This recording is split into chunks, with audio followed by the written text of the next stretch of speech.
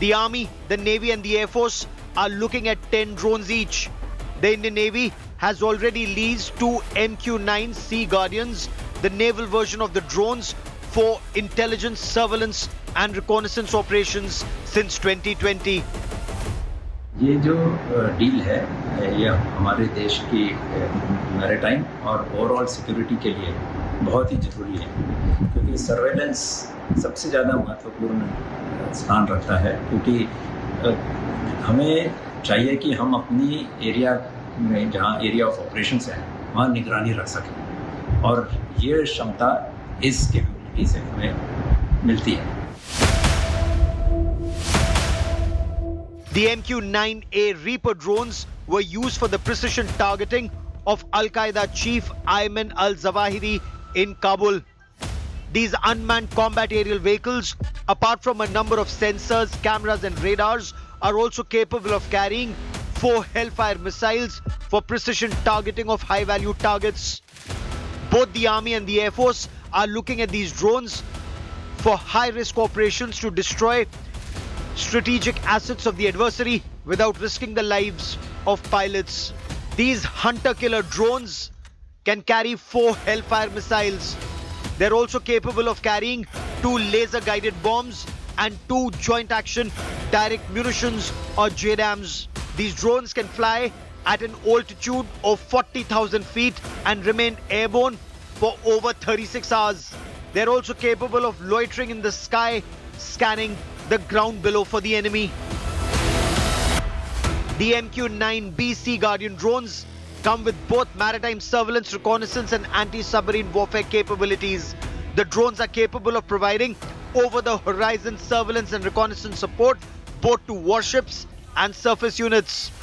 With increased Chinese presence in the Indian Ocean region, coupled with Chinese aggression along the LAC, these UCAVs will help keep an eye on the adversary both in the Himalayas and in the Indian Ocean region, and take out strategic targets when needed. Bureau Report, India Today. Ahead of this massive visit, I spoke to the new US Ambassador to India, Eric Garcetti, on Prime Minister Narendra Modi's visit and the next stage in India's relationship with the United States, which is being called the most important, the most critical relationship at this moment in the world.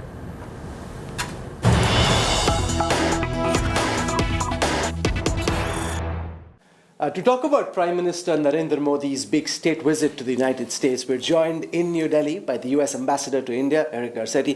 Mr. Garcetti, welcome. Thank you. It's fantastic to see you in person. All of us in India have been waiting for you for so long, so it's really great to have you here. Well, it feels like home. Thank you. It's so much has changed, but the warmth of India has not. Oh, fantastic.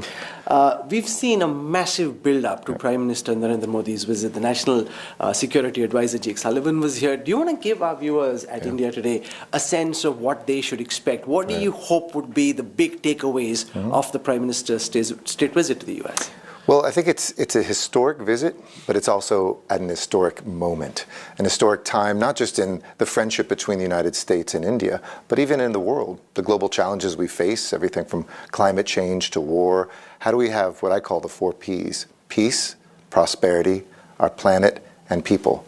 And I think this visit will focus on how India and the United States can be a force for good in each of these, creating more peace, building more prosperity, protecting our planet, and connecting our people. The US Defense Secretary was here. The National Security Advisor has been here. Yes. Some of the key outcomes are being kept guarded, but can you give us a sense of what people should expect in terms of the key announcements that are likely to be made during the Prime Minister's visit? Well, I think no surprises to all of your viewers and to folks who have been watching this relationship. We've been deepening our military cooperation, whether that's defense production, our technologies, our training. All of that is a really important piece of deterring bad actors, but also strengthening our own defense in the Indo-Pacific region. Second, you're going to see, as we just saw with the National Security Advisor's visit, technology. How can India, which is brilliant on technology, and America, which has cutting-edge universities in technology, use technology as a force for good? So I think you'll see things around how do we ensure that our cell phones are used to protect us and connect us, not to oppress us. What can we do to have critical minerals move forward so the supply chain is diversified? And what can we do to lessen some of the trade wars that even at a small level we've seen burn for decades between the US and India? And then I think when it comes to the people-to-people, we're going to see, I think, some agreements to move forward on climate at work. We're going to see agreements on education, and hopefully some good things that will connect our people with fewer wait times for folks who are looking to travel to the United States, whether it's as students or whether it's as immigrants. That's a big issue here. People Absolutely. Waiting for visas. And a priority of mine. Oh, great, fantastic. Hopefully you can resolve some of those niggles. Prime Minister Modi has been to the United States earlier. This is his first state visit, though. Yes. Do you want to give us a sense of how important this is in the US scheme of things, this relationship with India and this particular moment? I think this is the most critical relationship growing in the world today. And I think that this visit reflects that. I know the Prime Minister came as a young man, talks about how he looked at the White House, and now to come back as leader of the most populous country in the world, the largest democracy in the world. I hope that this will really be a chance for people to see these are two countries that don't just do big things, we have values underneath them, the foundations of the things that we stand for, pluralistic societies, making sure that, like this interview, we have a press that informs us, looking at the ways we can empower women, take the poor and move them into the middle class, how technology can help us have opportunity. That will really be highlighted, I think, in a beautiful way, not just to improve India and the United States, but imagine what India and the United States can do together for the rest of the world. India-US ties are deepening at a time when tensions between Washington and Beijing and New Delhi are increasing as well. How do you see the India-US dynamic play out in the context of China trying to rise as a superpower and try and dominate its neighbors and the rest of the world? Well, I think that we share those values, that we should have a free Indo-Pacific region, freedom of the seas, that we should have protection of basic democracy and human rights. I think that we see our relationship not based on any third party. And I know India wants to have more peaceful relations with China. The United States wants to have more peaceful relations with China. But in the meantime, if we see any country out there acting against rule of law, acting against our interests, I think we have a deep friendship and, in many ways, a strategic partnership that says we will be there for each other in times of need. You know, you've come to India at a time when this massive visit's happening, and everybody's been waiting for your confirmation to happen for you to come here. How's your stint in India been so far? Because whether it's the Anthony Blinken, whether it's Jake Sullivan, whether it's the Defense Secretary, you had massive visits happening at a very high level. So you literally been thrown into the hot seat. I think every ambassador around the world, American ambassador, is jealous of how much attention India is getting. I mean, to have a visit of the Prime Minister at a state visit, to have our president come for the G20 2 months later. They just saw each other in Japan. Hopefully they'll see each other even later in the year. This is, I think, indicative that India is hot, America is hot, and that Indians love Americans and Americans love Indians. It's a time for us to strengthen that bridge between us. It's a time for us to do that not just for ourselves, but also, I think, increasingly for the world. Let's spend a moment on that G20 summit. Yes. President Joe Biden will be here in September. How do you see India's presidency shape up so far, and what do you think should be or could be the key legacy that the Indian presidency leaves behind? India is really a bridge between East and West, a bridge between North and South, and a bridge between the past and the future. And in that sense, I think we have an amazing opportunity to see India's leadership, whether it's empowering women, whether it's making sure that folks have access to capital, whether it's looking at the work that's being done with technology as a force for good. These things together, I think, can be the legacy of G20, and we're very excited to support India's chairing of this. We know it's a difficult time. We might not get unanimity on everything, especially when it comes to war. We'll speak up still about the war of aggression of the Russians in Ukraine.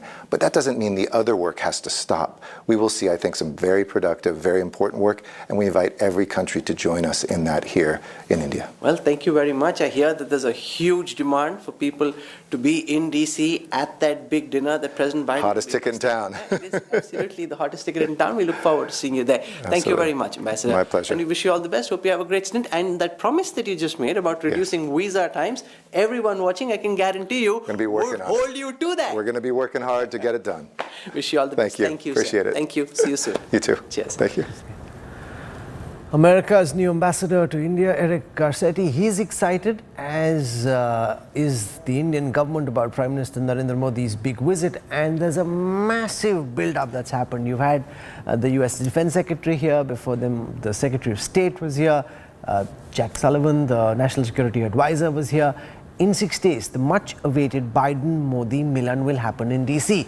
The United States government is extending the highest possible protocols to Prime Minister Modi, including a gun salute, an address to the US Congress, and a gala state dinner and a private dinner hosted by Mr. and Mrs. Biden.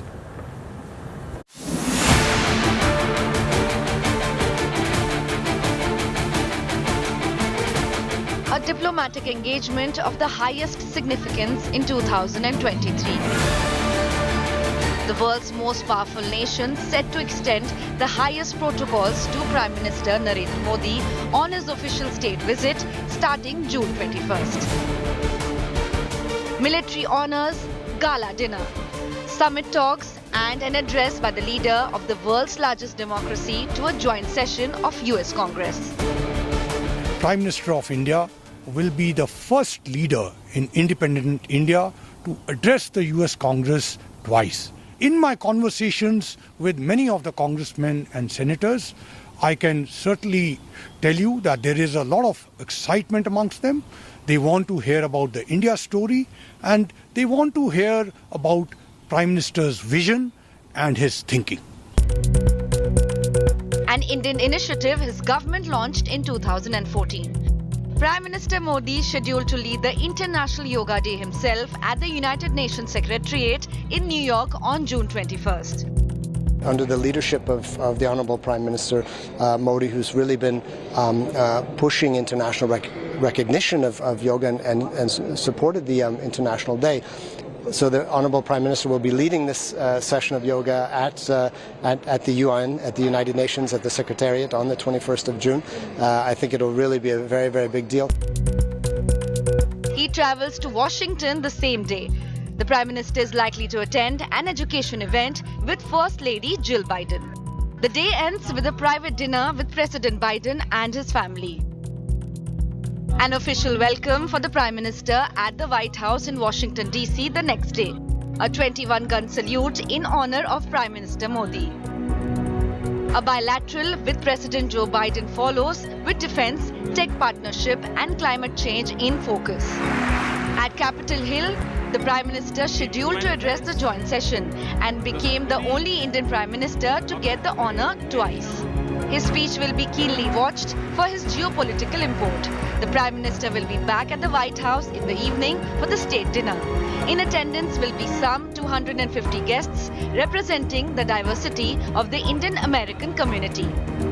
Here that there's a huge demand for people to be in DC at that big dinner that President Biden Hottest will be ticket in hosting. town. Yeah, it is absolutely the hottest ticket in town. We look forward to seeing you there. Vice President Kamala Harris and Secretary of State Antony Blinken will host a lunch on June 23rd for Prime Minister Modi at the State Department. During his US tour, Prime Minister Modi will address two diaspora gatherings, one of them at the prestigious Kennedy Center in Washington, D.C. A visit expected to transform India-US ties and elevate their strategic partnership across sectors. With Seema Sirohi in Washington and Geeta Mohan in New Delhi, Bureau Report, India Today. I will be in New York and then in Washington, D.C. covering the Prime Minister's big visit. You can track all our coverage all through the week next week. Coming up on the other side of a quick break, the Delhi police recommends cancellation of POCSO charges against WFI President Brij Bhushan, but he's charged with sexual harassment, stalking and outraging women's modesty in the case relating to 6 other wrestlers. Details coming up on the other side.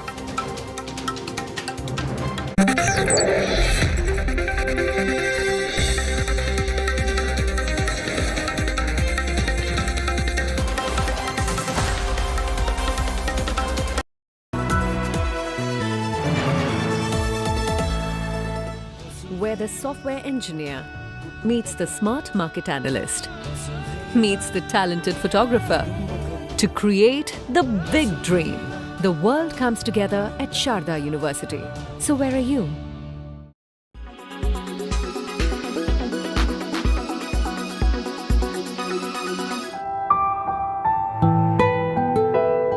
Pranav Salkar saw his mother struggle to get water after coming back from work every day.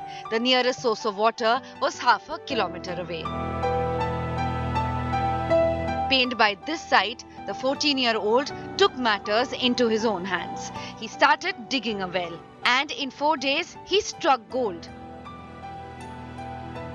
त्याला मी एक सूचना दिली होती का इथे कोण कण थोडंसा पाणी लागतो का आपण बघूया.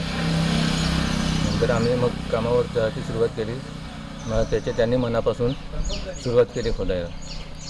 त्याच्याकरता त्यांनी खोदता 3-4 दिवस त्यांनी लावले आणि पाणी लागलं. Pranav's parents speak fondly of their son's efforts. They recount how he had made a ladder to dig out soil from the pit. आम्ही मजुरी करतो आणि संध्याकाळी येतो काम करून. मग मला त्रास होतो म्हणून माझ्या मुलाने विहीर खोदली 4 दिवसात. मला आनंद वाटतो. ते पाणी तुम्ही वापरता का? त्या पाणी आम्ही वापरतो. Kelve village in Palghar gets piped water thrice a week. To Pranav's parents, who work as labourers, the well is a relief. And it goes without saying, Pranav is now a hero in his village. Bureau Report, India Today.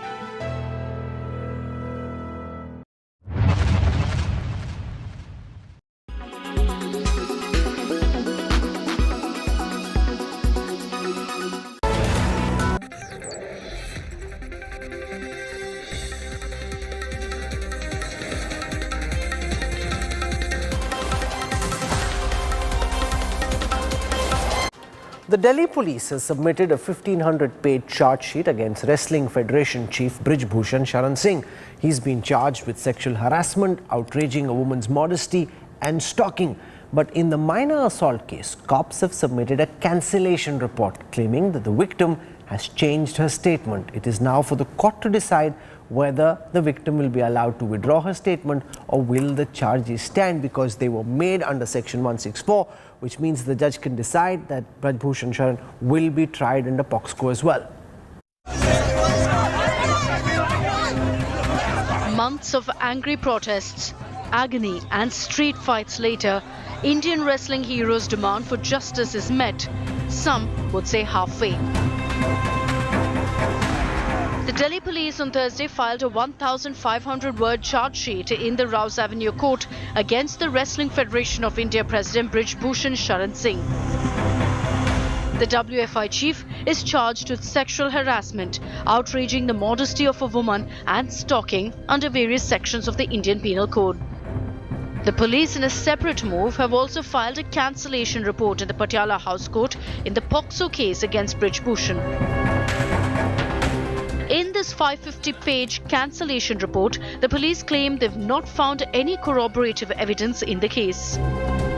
The police say the minor wrestler had levelled allegations of sexual assault against Brij Bhushan out of anger. The report says the complainant changed her statements before the magistrate. The police have recommended closure of charges under POXO, or the Protection of Children from Sexual Offences Act, against Brij Bhushan. Wrestlers की complaint पर case register हुआ था, उसकी investigation complete हुई है, तो उसके बाद हमने इसमें चार्जशीट है कंसर्न कोर्ट में फाइल कर दी है.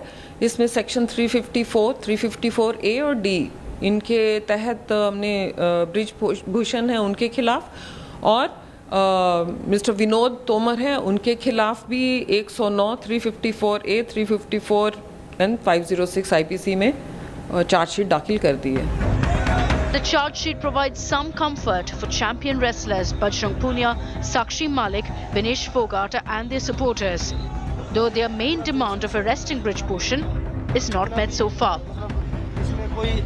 The opposition has accused the Narendra Modi government of protecting Brij Bhushan, who is accused of sexual assault. एक अवयस्क लड़की इतने बड़े आदमी के खिलाफ पॉक्सो की शिकायत दर्ज करती है, यौन शोषण का आरोप लगाती है और फिर सारा तंत्र, सारी पुलिस, इस देश की सत्ता, इस देश की सरकार, सरकार के मंत्री, सरकार के सांसद मिलकर एक तरफ उस लड़की के खिलाफ खड़े हो जाते हैं और संरक्षण ब्रजभूषण शरण सिंह को दिया जाता है और उस लड़की को गलत साबित करने पर लोग तुल जाते हैं। सेक्सुअल असॉल्ट के केसेस दर्ज होने के बाद जब अभियुक्त को गिरफ्तार ना किया गया हो, उसको जमानत मिली या नहीं मिली वो बात की बात है। ये पहला अवसर है जब किसी देश विदेश की नहीं, दुनिया भर की जो नामी ग्रामी पहलवान हैं उनके द्वारा एफआईआर दर्ज की गई हो और अभियुक्त गिरफ्तार ना हो। Even as a political showdown has begun over the police's handling of the POCSO case, the decision to close the case is to be taken by the court. The charge sheet has been filed within the 15th June deadline as set by the sports minister.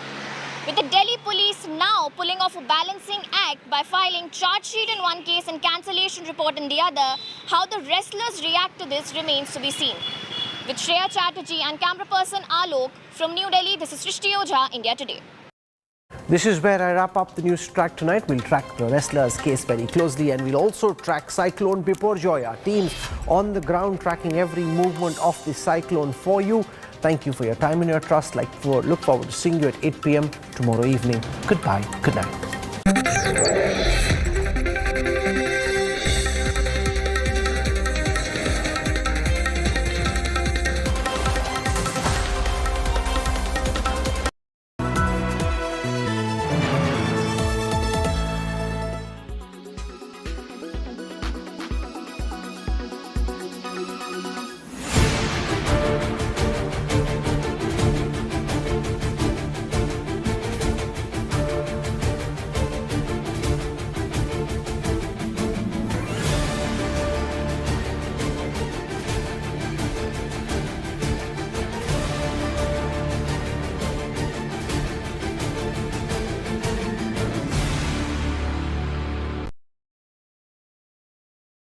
Forecast now. Delhi, maximum 42 and minimum 29 degrees. Mumbai, maximum 31 and minimum 28 degrees. Kolkata, maximum 45 and minimum 31 degrees. Bangalore, maximum 33 and minimum 22 degrees. Chennai, maximum 36 and minimum 30 degrees. Hyderabad, maximum 39 and minimum 27 degrees.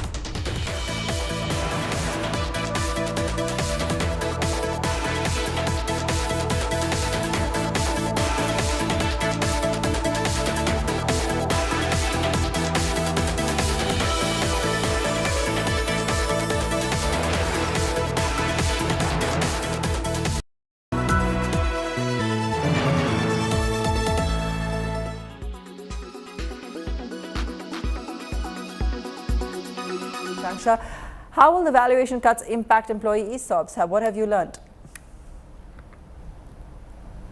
Well, in very simple terms, ESOPs are basically equity in the company in which the employees are working. This is granted to them in the form of remuneration by the company. So what happens is, at the time when the ESOPs are granted, they're granted to employees at a rate which is called the strike rate, which is usually lower than the market rate at that point in time.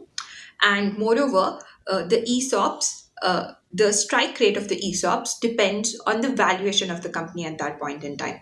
So what's happening here is, in the normal due course of time, it's expected that once the ESOPs have vested, employees can go out and sell the ESOPs at their strike rate. And since the market rate is, of course, going to be higher than the strike rate, the difference between the market rate and the strike rate is the employee's profit. But now, in situations like this, where the valuation of the company has reduced, it's most likely that when these employees go out with the strike rate at which they had received when the valuation was high, and when they try to sell their ESOPs, the difference between the market rate and the strike rate is not going to be as much as they were expecting before at a higher valuation, which means their monetary benefit and profit is also going to reduce. So that's how the valuation of ESOPs has changed with the devaluation or the reduction in the valuation of these companies. How do you think employees are likely to react to this, Akanksha?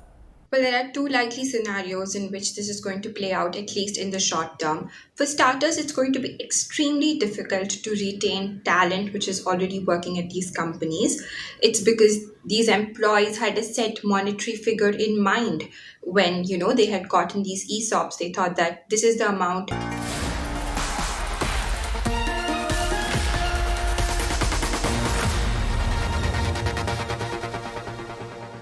Co-presented by Star Health Insurance, the health insurance specialist. Co-presented by Kentaro, जो देता है सबसे शुद्ध पानी. Co-presented by JK Tyre Ranger Series, stay wild at heart. Co-presented by Hayfler, let's reimagine. Powered by NECC, Sunday hoya Monday, Rose Khaw Monday.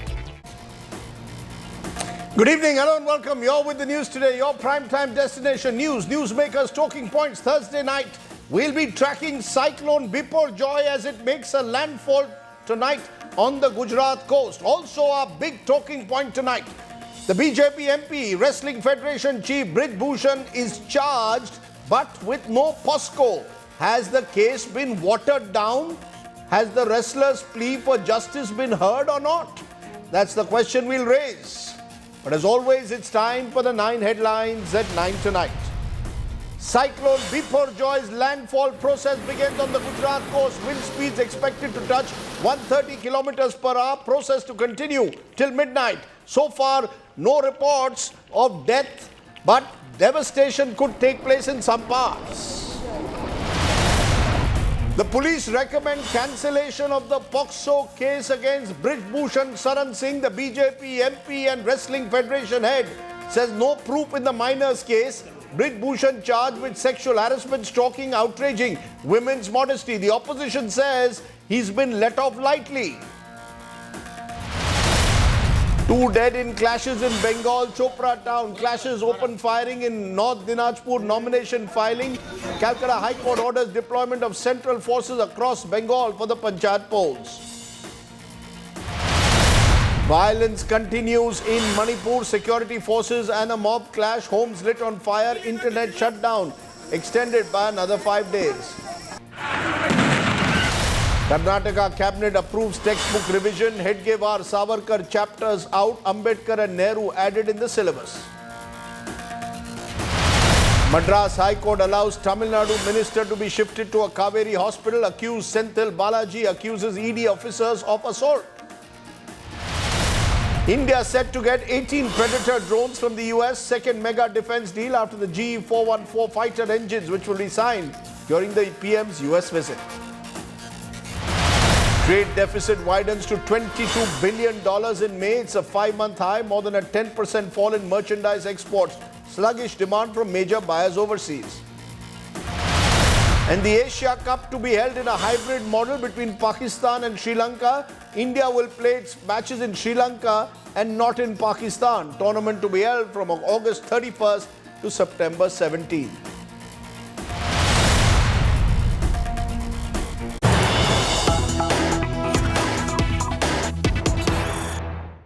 But the big story that we are breaking this evening, Cyclone Biparjoy's landfall process is now underway. Biparjoy will complete its landfall by midnight along the Gujarat coast. Power has been disconnected in Mandvi, Mundra and Nalia. Strong winds and heavy rainfall is lashing the Gujarat coast. 15 ships, 7 aircraft, 3 helicopters are on standby as there is a massive relief operation been launched to ensure that the casualties are minimum, destruction is minimum. So those are the visuals coming in earlier this evening as the cyclone made a landfall with heavy rain and winds lashing the Gujarat Saurashtra coast. Let's go straight across to our reporters who are literally there on ground zero. Brijesh Doshi is in Dwarka, Ashutosh Mishra, Mandvi. I hope, of course, both of you are very safe above all else. First you, Brijesh, you are in Dwarka. Tell us what you are seeing around you. Kya dikh raha hai? What are you seeing? See, right now I'm at Dwarka. I'm reporting from the same spot from last 4 hours and the situation is not changed a little bit. The wind is gusty. Now the only change is that the rain is here. So now a dual effect, the gusty wind and gusty wind as well as the rainy atmosphere. So this is the difficulties people will face once the cyclone hits the land area. So cyclone has hit the no reports of any death. No reports of any deaths and casualties so far. People have been evacuated safely. More than 1 lakh people have been evacuated from the 8 districts, and the most people who have been evacuated from the Kutch area, Kutch district, more than 50,000 have been evacuated from the lowland areas. So more than 1 lakh people have been evacuated. So right now there is no report of the casualty or the human death at this moment. But it will, the picture will be clear after tomorrow morning because the landfall process will continue till next 6 hours. So we have to wait for next 24 hours to get the actual or the factual reports of the human casualty or the damage has been done to the port area. So at this moment there is no casualty in Dwarka as well. Okay, we've got also Ashutosh Mishra and Mandvi. Now remember, Mandvi along the Saurashtra coast, and we'll show you a map in a moment, was also affected by a major cyclone many years ago. This time all precautions taken, all people in and around the coastal areas have been evacuated. Ashutosh? Yes, Rajdeep, and as you mentioned, this has a history of a severe cyclone. So perhaps the lesson were learned by, in recent past, where these activities have taken place in the coastal Gujarat. So clearly all preventive measures, Rajdeep, were taken, but since this morning we are only seeing the intermittent heavy rainfall, heavy downpour, along with the gusty wind. And as it is predicted, since the process of landfall has already underway, this will complete maybe by midnight. But what is more a matter of concern for the particular Mandvi region is, Rajdeep, right behind me you see these, this is really scary, and by midnight when the process will complete, the eye of the storm, which is around 120 kilometers from the radius of this coastal line of Mandvi, it will take another 3 to 4 hours after completing process for the peak impact of this wind velocity here to hit the coastal line, and that will be the same time when there is another high tide expected. So that will potentially not bring only a significant damage to the public asset, but simultaneously there is a threat of waterlogging and flood-like situation in the lowland areas. But that was anticipated. In fact, all the agencies and administration carried out a risk assessment process, and by following that, peoples were evacuated from the worst affected areas, from the low-lying areas. But for now, the power is snapped all across the city. We have taken shelter near a private hospital. In fact, they are using private generators to keep the operations in and the other medical facilities to continue. But for now, indeed, it's very scary outside. We have seen huge number of trees literally falling down. There are multiple poles, connections all off, and of course, since everything will happen by midnight. Ashutosh, power connections have all been switched off. How are the medical? Power connections, medical facilities, are they still? How are the hospitals in and around operating at the moment? Well, Rajdeep, in fact, I'm reporting right outside a private hospital. Power supply has been totally snapped all over the city, and this was a preventive measure. For example, in a low-lying area, if they continue to supply electricity and the poles literally falling down, that will potentially, bring more devastation, more disaster. And for example, these private hospitals, they are running with a heavy generators, heavy voltage generators. So these machineries are being used. And this is not only, also at the monitoring center of Nagar Palika and several crucial monitoring centers, they are using either the battery backups or the gensets with the diesel or multiple fuels. So only there are few places, including the emergency medical operations, emergency medical facilities, which are still running with their own power backup. Otherwise, entire city is totally blackout, totally dark. And of course, by morning when people will wake up, they'll potentially see what kind of devastation has been triggered by this cyclone, because ultimately the peak of it will hit only by the midnight. Rajdeep. Okay, we'll keep a watch on that. You stay safe, Ashutosh and Mr. Doshi joining us there from ground zero. Let's therefore turn to an interview I did a short while ago with Atul Karwal. He's DG NDRF. His forces are right there on the ground as well. Appreciate your joining us, sir. The cyclone landfall on. Which areas do you think will face maximum impact? Which are the vulnerable areas, sir, at the moment?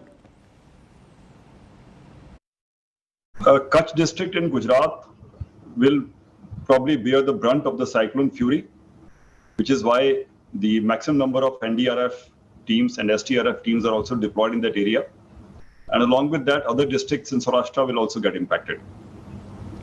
But how prepared are you? We know that a number of forces are out there from the NDRF, state disaster management force as well. Now, Odisha has set an example, sir, with its attempt to create a zero casualty cyclone handling. Is the West Coast as prepared as the East is, sir? Yes, I'm sure we are. We have been a part of the briefings which have happened over the past few days in preparation to face this natural disaster. And government of Gujarat has done their homework in great depth, to the extent that the salt pen workers have been evacuated. The pregnant ladies have been transferred to the hospitals in case the delivery time is near and they get stuck during the cyclone. All the precautions that need to be taken about evacuating people have been taken. A lot of teams are in place to bring back normalcy as soon as possible once the cyclone passes. So all these things have been taken care of in great depth. So I think we are fully prepared. What appears to have also happened is a massive evacuation exercise of people, sir, who live along the coastline. Nearly 90,000 people, according to one estimate, evacuated. Can you tell us a little bit more about those efforts, the number of people you have out on field, just to give a sense of the scale of magnitude of the work being done at the moment to rescue people? Now the number of evacuated people has gone to more than 1 lakh, and we have 18 teams in place in Gujarat. Initially, we had planned to put 12 because that was the estimation which state government had given us, but we pumped in more teams, knowing that if we have reserves at hand, they would be useful in a worst case scenario. So we have 18 teams on ground from NDRF and 12 from the STRF. By when do you think, Mr. Karwal, can we say it is all clear that the cyclone has passed over, the worst is over? How long will that take, sir? Difficult to do that. The cyclone has been moving at slightly varying speeds through today also. So now it's moving in at about 6 kilometers an hour, and it's still about 100 kilometers away from the possible point of landfall, which is between Mandvi and Karachi, little north of Jakhau port now. So slight change, it's shifted slightly north. As per the IMD forecast, it will pass away till about midnight. And immediately after that, the action of the response teams will start to bring back normalcy, clearing roads, restoring power, etc. So it depends on the speed of the passage, on the damage it causes, and then on the recovery phase, as we will handle it as fast as possible. You know, you just mentioned the challenge that you will face once the cyclone passes over around midnight. That is presumably when we will all get to know the real extent of damage being done. And you will need to plan rescue, relief, rehabilitation if needed. Is that the next big challenge? How prepared are you for that, to actually restore power, as you said, roads which are damaged? How long is this? Is this going to be a long haul over the next few days?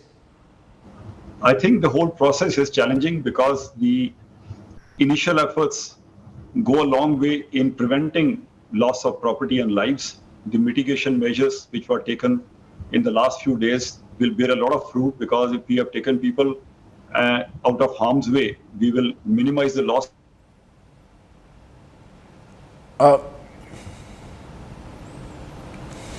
It's one integrated thing which goes through from recovery phase and response to clear things up and bring back normalcy. But yes, right now we are in a wait and watch mode at location, at places which will get most impacted. And as soon as they start getting impacted, we will start doing our response to the best of our abilities and getting people out. If during cyclone hit also people have got stranded, we will still go and evacuate and rescue them. And yes, certainly after it passes, we need to get into action to bring back normalcy fast. You know, Mr. Kanwal, in recent years, we've seen the number and frequency of cyclones in the Arabian Sea increasing. Do you think cyclone-prone areas on the western coast will now need more infrastructure for handling such natural events, especially in view of the rising number of cyclones in the west coast of the country? That infrastructure is quite in place. Even now, Gujarat has moved the evacuated people about to over 1,500 shelters. So the number of shelters is not in shortage, and the evacuated people have been adjusted comfortably in those. The frequency of cyclones in Arabian Sea is less than Bay of Bengal. In spite of that, the infrastructure is good and is adequate even as of now, though we can keep looking at improvements based on experiences like this. So would you say we have a more integrated system now in place that can meet these challenges from cyclones, whether it's on east or western coast? You've got a SOP that's fully in place now? Yes, we have improved quite a lot over the last 2 decades since the super cyclone hit us in Odisha, which caused the loss of 10,000 lives. Now the loss of lives is much less, and every time when we handle a situation like that, we look at how lives were lost and try and bring in improvements. But compared to the earlier cyclones, the loss of life is down by 99%. It's only about 1% lives to the number of lives which used to be lost earlier that we are suffering now, and we'll try and bring that figure down as well. Well, that's very reassuring. Mr. Kanwal, you've taken time off from your busy schedule monitoring what's been happening on the ground to join us. Thanks very much for joining me. Let's hope and pray that the situation normalizes as soon as possible.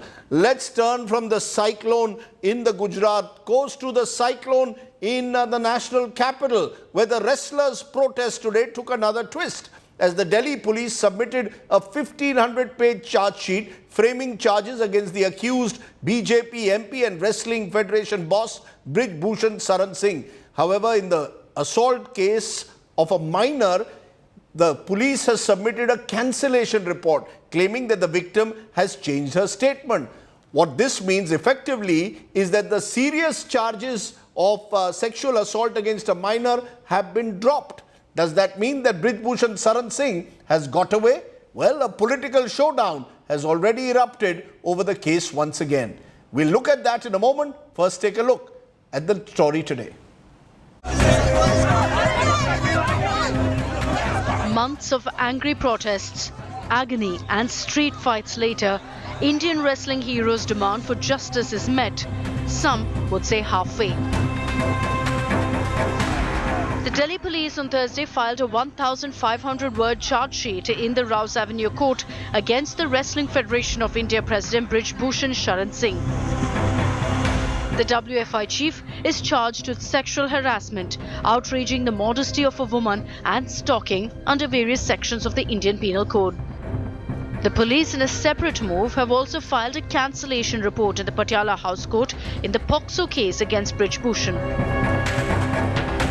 In this 550-page cancellation report, the police claim they've not found any corroborative evidence in the case. The police say the minor wrestler had levelled allegations of sexual assault against Brij Bhushan out of anger. The report says the complainant changed her statements before the magistrate. The police have recommended closure of charges under POCSO, or the Protection of Children from Sexual Offences Act, against Brij Bhushan. Wrestlers की complaint पर case register हुआ था, उसकी investigation complete हुई है, तो उसके बाद हमने इसमें चार्जशीट है कंसर्न कोर्ट में फाइल कर दी है। इसमें सेक्शन 354, 354A और D इनके तहत हमने ब्रिज भूषण है उनके खिलाफ और मिस्टर विनोद तोमर हैं उनके खिलाफ भी 109, 354A, 354 एंड 506 IPC में चार्जशीट दाखिल कर दी है।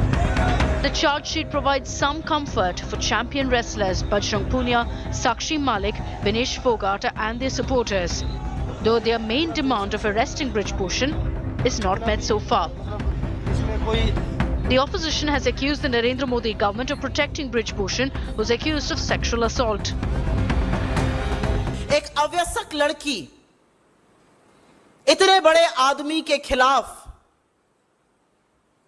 पॉक्सो की शिकायत दर्ज करती है, यौन शोषण का आरोप लगाती है और फिर सारा तंत्र, सारी पुलिस, इस देश की सत्ता, इस देश की सरकार, सरकार के मंत्री, सरकार के सांसद मिलकर एक तरफ उस लड़की के खिलाफ खड़े हो जाते हैं और संरक्षण बृजभूषण शरण सिंह को दिया जाता है और उस लड़की को गलत साबित करने पर लोग तुल जाते हैं। सेक्सुअल असॉल्ट के केसेस दर्ज होने के बाद जब अभियुक्त को गिरफ्तार ना किया गया हो, उसको जमानत मिली या नहीं मिली वो बात की बात है। ये पहला अवसर है जब किसी देश विदेश की नहीं, दुनिया भर की जो नामी ग्रामी पहलवान हैं उनके द्वारा FIR दर्ज की गई हो और अभियुक्त गिरफ्तार ना हो। Even as a political showdown has begun over the police's handling of the POCSO case, the decision to close the case is to be taken by the court. The charge sheet has been filed within the 15th June deadline as set by the sports minister, with the Delhi police now pulling off a balancing act by filing charge sheet in one case and cancellation report in the other. How the wrestlers react to this remains to be seen. With Shreya Chatterjee and camera person Alok from New Delhi, this is Srishti Ojha, India Today. So let's raise the big questions tonight. The wrestlers' plea for justice, has it really been heard finally? Will Brij Bhushan face justice or not? Have the charges against him been watered down? Is Brij Bhushan a villain or is he a victim? Let's raise those questions. Anjali Bhardwaj is a social activist who's been actively involved in supporting the women wrestlers' cause. Amitabh Sinha is a lawyer at the Supreme Court associated with the BJP. Neeraj Kumar is former Commissioner, Delhi Police. Aman Lekhi is a senior advocate and former Additional Solicitor General. First to you, Anjali Bhardwaj, your first reactions on the fact that a 1,500-page voluminous charge sheet is filed based on the complaints made by the women wrestlers on sexual harassment, but the POCSO charges have been subject to a cancellation notice by the police because the victim in this case changed her statement. Yes, Rajdeep, I think the cancellation report in the POCSO case is indeed very, very unfortunate. It has been very clear that there was a need to immediately arrest the accused, given the fact that he is politically powerful, the huge imbalance of power. On the one hand, the accused, who is a member parliament, he's a Bahubali, it's very well known, and he was also the chief of the federation. And on the other hand, this minor and these wrestlers, these players. So what should have been done was not done, and it is something that has caused considerable apprehensions, and I think those apprehensions have been proven correct today. No, but the statement was, no, 1 minute, Anjali Bhardwaj, you're saying that, are you saying that Brij Bhushan Saran Singh should have been arrested on the 5th of May, and I'm putting now the timeline. On the 5th of May, the Delhi police recorded statements of 7 wrestlers who alleged harassment. On June 3rd, Home Minister Amit Shah met the wrestlers part midnight. On June 6th, it emerged that the minor wrestler has given a new statement, withdrawn the charges. The original charges were made on the 5th of May by the minor. Are you saying that right on the 5th of May itself, Brij Bhushan Saran Singh, the moment the minor claimed that she had been sexually harassed and a complaint was filed under POCSO, he should have been arrested right away without inquiry? Given the huge imbalance of power in this particular case, Rajdeep, and the fact that POCSO has been invoked, I think it should have been the duty of the Delhi police to issue notice and arrest Brij Bhushan Sharan Singh, because there was a huge fear of intimidation and tampering with evidence. What has happened today actually corroborates and shows that these apprehensions were not ill-founded. For the police to file a cancellation report, we know how the father of the daughter has gone on record. He has reportedly said that he acted under pressure. There was intimidation. His entire family has been intimidated. So I think this just shows complete failure on the part of the police to actually act in the manner that it should have, to protect that minor and to make sure that justice was delivered. I also want to say one more thing, Rajdeep. The minister called the wrestlers and said that by the 15th of June, the probe will be completed. How did the minister know that? You're referring to Anurag Thakur here. Yes, and nobody other than the police, the investigating officer, can estimate when a probe can be completed. This, according to not just us, but even retired Supreme Court judges, shows that there was interference in the process of investigation. I think there has also been a very strong demand for a court-monitored probe that should have happened. And the fact that the entire machinery seems to be protecting the accused is really sending out a terrible signal to the women of this country and to the people of this country about the state of the rule of law. We are very, very clear that in a situation like this, where there is sexual harassment, sexual assault that is being, the allegations are of that against such a powerful person, leaving him out and not arresting him has today led to the situation that we are at. And let me stop you. Let me stop you because, you made the point. You believe that this case, there has been undue pressure, intimidation on the minor's family. Her father has gone on record. He has given interviews to Hindi newspapers and suggested that he was fearful for his daughter's safety. However, in the actual FIR, it is suggested that the girl has now, in the cancellation notice, has made another statement saying she was targeting Brij Bhushan Sharan Singh for other reasons.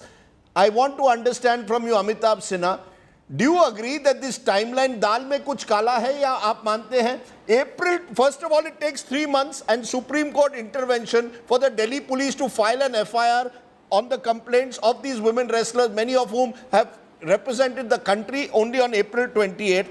Then you have Amit Shah ji meeting the wrestlers on June 3rd, and now on June 6th, 7th, minor records new statement, and on 15th, the charge sheet has opted to give a cancellation notice on the minor charge. दाल में कुछ काला है, कहीं ना कहीं कुछ pressure तो हुआ है. Rajdeep, first of all, I would like to lodge my protest with your introduction, which you have introduced to me, to your viewers about me, that BJP associated with BJP. So I must tell you that you should withdraw this line. It was unnecessary, and I was invited, and I had asserted that no, I you will are not be associated with the BJP. Are you telling me you are not associated with the BJP, Mr. Sinha? No. No, I am here as a lawyer. Okay. Then I can tell you also that you are associated with some political party. This is unfair. Okay. I am here as a lawyer, as a practicing lawyer. So please tell me now, as a practicing lawyer, you tell me दाल में कुछ काला है. यहाँ आता है. नहीं मुझे हाँ दाल में कुछ काला है. ये इंट्रोडक्शन दाल में कुछ काला है, ये नहीं करना चाहिए आपको राजदीप. मैं आपका सम्मान करता हूँ, हम लोग इतने पुराने मित्र हैं. Why you should unnecessarily? ठीक है, आप बताइए. अब मैं आता हूँ उस मुद्दे पे. What you wanted to know from me? Yes. हाँ, मेरा पॉइंट है, अभी आज की डेट में जो स्थितियां आपने जो पूछा है, मैं उसी के आधार पे कहना चाहता हूँ कि एक जैसे शेर ने बकरे को कहा, पुरानी कहानी है कि तेरे दादा ने गाली दी थी, तो उसने कहा नहीं उस समय दादाजी नहीं थे, फिर नहीं पिता ने गाली दी थी, नहीं तूने गाली दी थी, मैं तुझे खाऊंगा.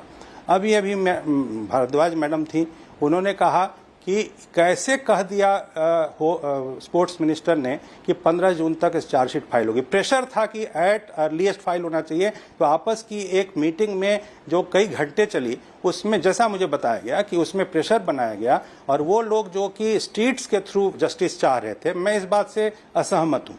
यदि जस्टिस मिलना है तो उसका एक लीगल प्रोसेस होता है। सुप्रीम कोर्ट ने भी उसको कहा। यहाँ पर जब यदि प्रेशर में अरे अगर सर अगर वो रास्ते पर नहीं जाते तो complaint latest by 15 chargesheet file हो जाएगी। पुलिस तो तैयार भी नहीं थी कंप्लेंट फाइल करने के लिए। I think this is highly unprofessional. नहीं चार्जशीट फाइल करने के लिए नहीं, पुलिस तो कंप्लेंट भी नहीं फाइल कर रही थी। अनुराग जी के थ्रू दी गई थी। आपकी आवाज ब्रेक हो रही है, सॉरी, मैं कुछ अपनी बात खत्म कर दूं जी। My point is very clear कि जो भी हुआ in the interest of the country हुआ। जो स्पोर्ट्स है, स्पोर्ट्स के सेक्टर में जितना भी ये एक गेम हुआ है जिसमें स्पोर्ट्स का नाम खराब हो, इंडियन स्पोर्ट्स का नाम इंटरनेशनल एरेना में, मैं मानता हूँ पर्सनली इसमें कोई पॉलिटिकल मेरा अप्रोच नहीं है। मैं एज ए सिटीजन मानता हूँ कि ये एक टूल किट गैंग काम कर रहा है और वो इंडियन स्पोर्ट्स को मलाइन करने की कोशिश है।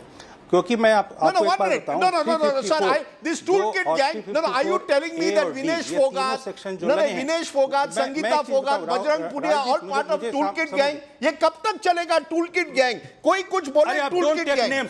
Don't take names. Anybody can become toolkit member of, I mean that tool of the toolkit. मैं क्या कहना चाहता हूँ, सुनिए पहले धैर्य से। मैं किसी के ऊपर में पर्सनल कंप्लेंट वो नहीं देना चाहता, कोई अटैक। अरे ये महिलाएं हैं। मेरा पॉइंट ये है, You think it's easy for a woman to say that she has been sexually harassed? अच्छी बात है। By a powerful man to call them a toolkit gang, ये वर्ड, ये सही वर्ड नहीं है आपका। एक चीज सब मैं इंसिस्ट करता हूँ, yes, because the entire process was hyped not in India but outside India also, और उसमें विदेशी जो प्लेयर्स हैं वो इन्वॉल्व हो गए, यहाँ के पॉलिटिकल पार्टीज इन्वॉल्व हो गई, जो हमेशा से ये मानती है कि भारत को मेलाइन करना ही उनका सबसे एकमात्र उद्देश्य है। और मैं लास्ट में एक चीज कहना चाहूंगा लास्ट में कि देखिए इस सब चीजों में आज मैं मानता हूं कि जो सबसे बड़ा उनका प्लान था कि पॉक्सो एक्ट अपने आप में डिमोलिश हो गया। मुझे ये जानकारी है कि वो उसमें उस बच्ची का जो भी जिस भी लड़की ने उस